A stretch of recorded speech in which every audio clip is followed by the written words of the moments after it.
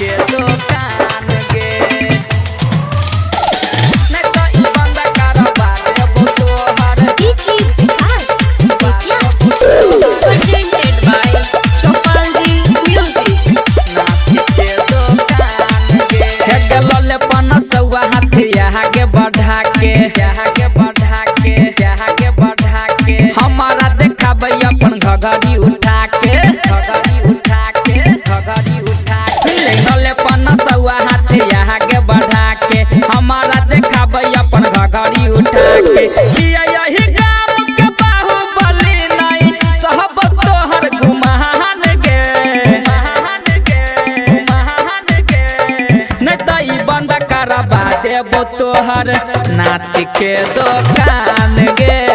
नहीं तो ई बंद करवा देबो तोहर नाच के दुकान गे नाच के दुकान गे सिंगिंग बाय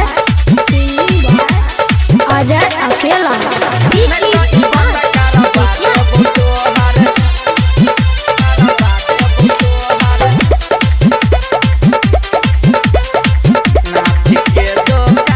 नोट के बरसात कर देबो छौरिया सुन ले तोरा ऊपर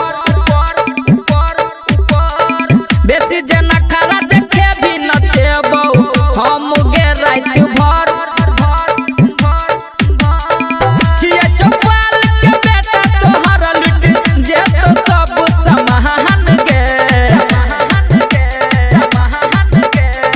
नहीं तो ई बंद करवा देबो तोहर नाच के दुकान गे नहीं तो ई बंद करवा देबो तोहर नाच के दुकान गे नाच के दुकान गे प्रेजेंटेड बाय चौपालजी म्यूजिक डीजी विकास बेतिया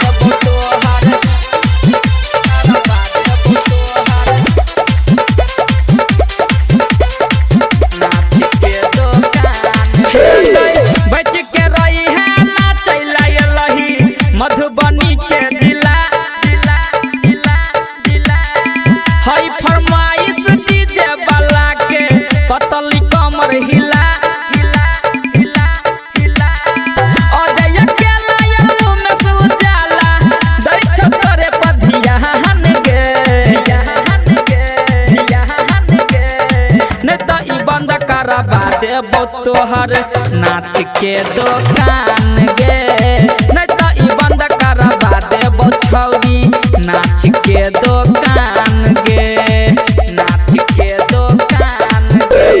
ठीक से नाच बुझ गेलही।